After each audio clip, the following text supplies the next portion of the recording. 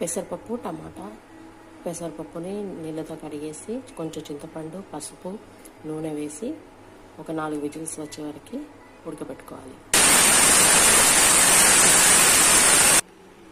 పప్పు ఇలా ఉడికాక ఇలా కొంచెం ఇట్లా వేసి ఉప్పు, కారం, కొన్ని వాటర్ పోసుకొని ఇంకొక విజిల్ పెట్టుకోండి.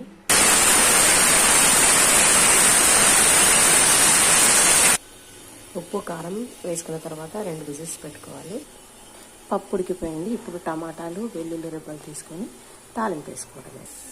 తాలింపు కోసం ఒక గిన్నెలో ఆయిల్ పోసుకొని పెట్టుకున్నాను. ఇప్పుడు జీలకర్ర, ఆవాలు, వెల్లుల్లి అలాగే టమాటాలు వేసుకొని వేయించుకోవాలి. ఇలా చిటపట్లు ఆడుతున్నప్పుడు కొంచెం కరివేపాకు, పసుపు, అల్లం వెల్లుల్లి పేస్ట్, ఇప్పుడు టమాటాలు.